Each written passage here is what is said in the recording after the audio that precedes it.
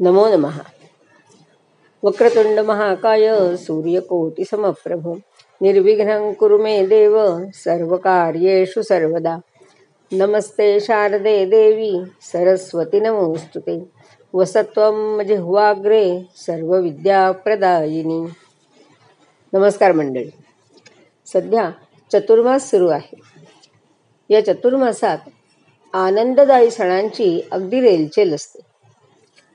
यातील श्रावण मासाची तर समस्त महिला वर्ग अगदी आनंदाने आणि आतुरतेने वाट बघत असतो.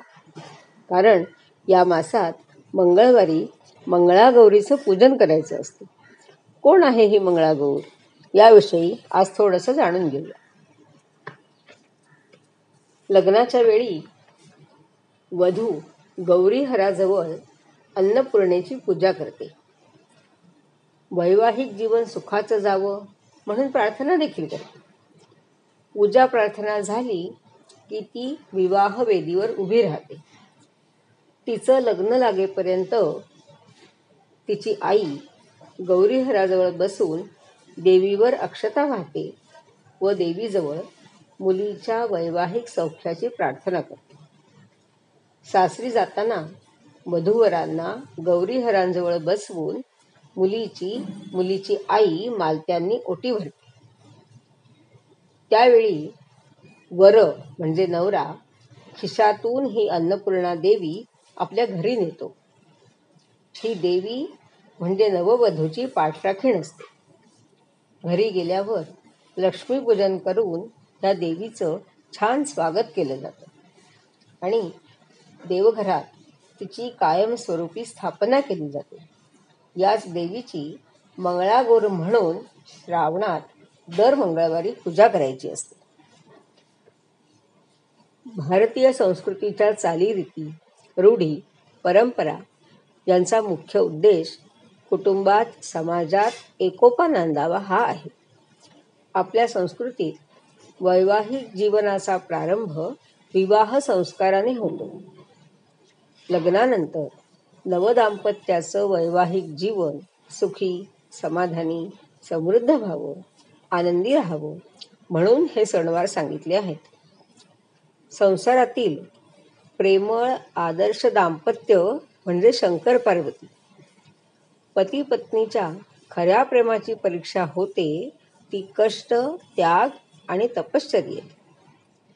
पार्वतीनेही भोळ्या शंकराला प्राप्त करण्यासाठी परीक्षा दिली, तपश्चर्या केली. असंच प्रेम नवदाम्पत्याला प्राप्त व्हावं म्हणून हे मंगळागौरीचं पूजन असतं. मंगळागौर हे पार्वतीचं म्हणजे अन्नपूर्णेचं रूप आहे. हिची शंकरासह पूजा करून पतीला दीर्घायुष्य लाभावं, संसार सुखाचा व्हावा म्हणून प्रार्थना केली जाते.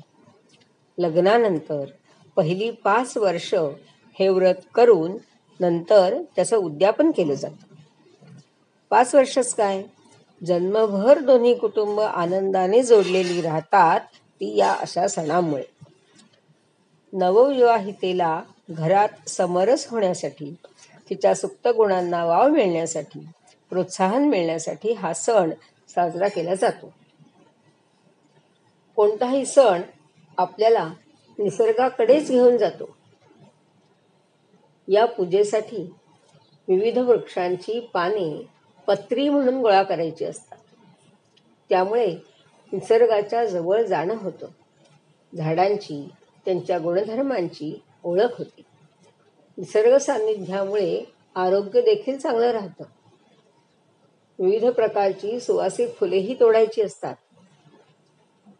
पारंपरिक वस्त्र, अलंकार धारण करून विधिवत पूजा करायची असते. विधिवत पूजा झाली की मंगळागौरीची आरती करायची असते. त्यानंतर कहाणी वाचायची. हे सगळं झालं की मग गोळा केलेल्या पाना फुलांची छानशी आकर्षक सजावट करायची. सुरेखची रांगोळी घालायची आणि नंतर रात्री, हल्ली कधी कधी सायंकाळी सुद्धा, कारण रात्री हॉल मिळत नाही जागरण करायला,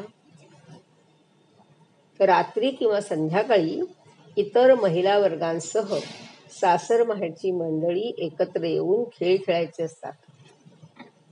पिढ्यानपिढ्या केवळ महिला वर्गाकडून खेळले जाणारे हे आकर्षक खेळ, त्यातील गाणी हा खरोखर स्तिमित करणारा प्रकार आहे.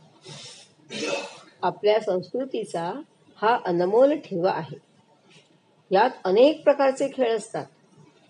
विविध प्रकारच्या फुगड्या, झिम्मा, गोफ, आगोटा पागोटा, खुंटण मिरची, आई मी येऊ का, सडूबाई सडू इत्यादी. अर्थात हे सगळे खेळ शारीरिक क्षमता, लवचिकता, कृती कौशल्य यांची परीक्षा घेणारेच असतात. वाटतात, दिसतात तेवढे सोपे नसतात. हात, पाय, पोट, कंबर किती आणि कशा पद्धतीने उलटसुलट करता येते याची जणू परीक्षाच असते.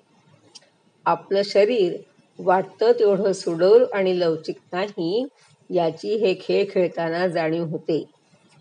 ही जाणीव करून देण्यासाठी हे खेळ शोधून काढणाऱ्या मूळ स्त्री पात्राच्या प्रतिमेला खरोखर मनापासून नमनच करावंसं वाटतं. हल्ली तर म्हणे या खेळांचं जतन व्हावं म्हणून प्रशिक्षण वर्ग चालतात. या खेळामुळे महिलांची शारीरिक मानसिक क्षमता सिद्ध होते. सुप्त कलागुणांचं दर्शन घडतं. नवविवाहितेने खेळीमेळीत समाजाशी केलेला मुक्त संवाद म्हणजे ही मंगळागौर. नवविवाहिताच काय, सर्वच महिला या सणाची आतुरतेने वाट बघत असतात. मंगळागौर सुरू कशी बरी झाली असेल हा विचार करताना तिचा त्यावेळेच्या समाजरचनेशी संबंध असावा असं मला वाटतं. अल्लड वयात लग्न झालेल्या मुलीला सासरच्या जोखडातून सुटवंगपणा यावा, तिच्या सृजनाला वाव मिळावा, तिच्या मनातील भडभड अर्थात सासू, जावा, नणंदा यांच्याविषयीची मतं ही काव्याच्या माध्यमातून काढून टाकण्यासाठी संधी मिळावी, कला, क्रीडा कौशल्याला वाव मिळावा म्हणून हा सण सुरू झाला असावा. त्या काळच्या समाजरचनेतील स्त्रीवर्गाच्या मानसिकतेचा इतका विचार केलेला पाहून थक्क व्हायला होतं. आजच्या काळात हातातील रिस्ट हेल्थ बँडकडे बघत बघत कॅलरी किती बर्न झाल्या हे मोजत मोजत डिस्कोच्या तालावर एरोबिक्सच्या स्टेप्स करणाऱ्या वुमन्सना आंबा पिकतो, रस गळतो असं म्हणत झिम्मा खेळण्यात किती रस असेल असा प्रश्नही मनात येतो. पण असं जरी असलं तरी मंगळागौरीला अजूनही डिमांड आहे. का बरं? याचं उत्तर मानवाच्या मूळ गरजांशी सापडतं. माणूस हा उत्सवप्रिय प्राणी आहे. तो माणसात रमतो, आठवणीत रमतो, परंपरा जतन करायला त्याला आवडतं. ही पारंपरिक उत्सवप्रियता पूर्ण विश्वात अनेक देशात आढळते. असे उत्सव त्या त्या देशात आजही उत्साहाने साजरे केले जातात, पण ते फेस्टिवल्सच्या नावाखाली. हे उत्सव म्हणजे गतकाळातील रूढी, परंपरा टिकवणे ही मानवाची मानसिक गरज आहे. म्हणून हे उत्सव साजरे करणं मानवाला आवश्यक वाटतं. ते पारंपरिक पद्धतीनेच साजरे झाले पाहिजे. म्हणूनच मंगळागौरीच्या सणात नऊवारी साड्या आवर्जून नेसल्या जातात, पारंपरिक दागिने घातले जातात. रात्रीच्या फराळात भाजणीचे वडे, मटकीची उसळ, दही या पदार्थांना अढळ स्थान प्राप्त झालेलं आहे. नवऱ्याचं नाव उखाण्यात घेण्यात अजूनही बायकांना गंमत वाटते. नाच ग घुमा म्हणत मंगळागौर वेळेचं बंधन पाळून का होईना आजही खेळली जाते. सध्याच्या काळात 5 वर्ष श्रावणातील प्रत्येक मंगळवारी सागरसंगीत पूजा करून आपला उद्योग व्यवसाय करणं शक्य होईल असं वाटत नाही. कारण नोकरी, व्यवसाय, वेळेचा अभाव, प्रजेची कमतरता या अडचणी प्रत्येकीला आहेत. पण कमीत कमी श्रावणातील प्रत्येक मंगळवारी देवीला हळद कुंकू व्हावं, गंध अक्षता सुवासिक फुलं व्हावी, उदबत्ती निरांजन ओवाळावं आणि नैवेद्य दाखवावा. मनापासून नमस्कार करावा. अखंड सौभाग्य लाभण्यासाठी आशीर्वाद देण्याचं साकडं या पूजेत देवीकडे घालायचं असतं. पतीला हृदयाच्या देव्हाऱ्यात ठेवून प्राणांच्या ज्योतीने आरती करीन असं अगदी मनापासून सांगायचं असतं. आजही त्याच भावनेने मंगळागौरीचं पूजन व्हावं हीच इच्छा आहे. धन्यवाद.